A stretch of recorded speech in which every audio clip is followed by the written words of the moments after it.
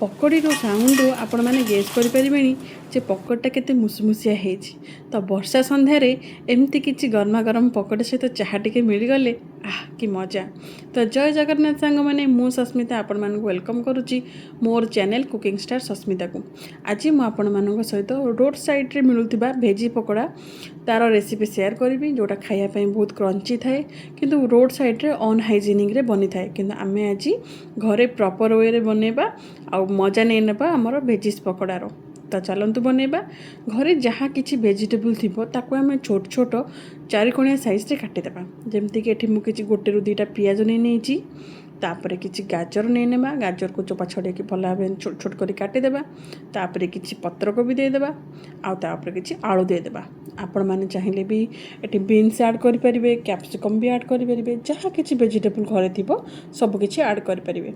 ता सहित रसुण कंचा लंका धनिया पत्र को ग्रेट करके देदेबा। सबको दे सारा पर गोटे इंच अदा नहीं नेबा ताकू भी आम मेसीन रे वा कटर एमती क्रॉस करके देदेबा। तो सब जिनस को आम क्रॉस करके एमती छोट छोट काटिकी सब करके देदेले तापर देबा गोटे कप बेसन। बेसन देदेबा पकोड़ी रे टिके भल कलर आसापी टिके हलदी स्वाद अनुसार आम लुण तापर देदेबा कला जीरा बा जुआनी भी ऐड करें। ता सहित किसी हल्का खाइबा सोडा देदेबा, टिके रिफाइन तेल को उषुम करके देदेबा। सबको भल भाव में खास्ता देला परिका मिक्स करवा। प्रथम पकोड़ी में पानी देबानी, सबुकाक भल भाव में वेजिटेबल सहित बेसन को मिक्स करवा। हल्का मिक्स हो जावा पर तापर आम हल्का हल्का पानी देवा बैटर बनैबा। तो ये मुझे हल्का हल्का देखिपे केमती बैटरटा बनाऊँगी। तो एमती ही मिक्स करके हल्का हल्का पानी दे देका आम बनैबा पकोड़ीर बैटरटा। तो देखिपे मुझे बेसी लिक्विड रखी ना बेसी टाण रखी, बस एमती ही रखा। तापर आम तेल टिके गरम करी पैन रे पकोड़ी गुड़ाक छोट छोट साइज रे पकेबा।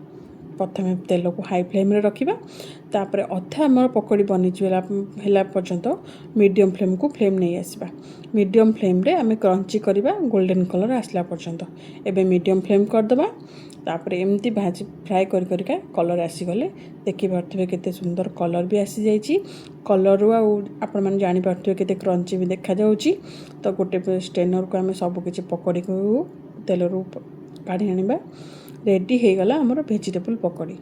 तो आपण मैंने भी एटा को घरे निश्चिंत बनातु, एटा खायापी बहुत टेस्टी भी लगे। आटा भी आपण मैंने प्राय टाइम ट्राए करेंगे किंतु फेल मारे किंतु मु बनई प्रोसेस रे बनातु केबे भी फेल मारबेनी। तो एमती बन सारा पर गोटे पात्र रे सब पकोड़ी को काढ़ी नेबा।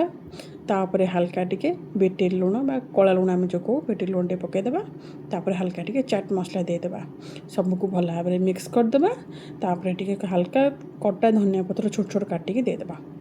सबकि दे सारा रेडी हो गला आमर बिल्कुल मार्केट आउ रोड स्टाइल रे।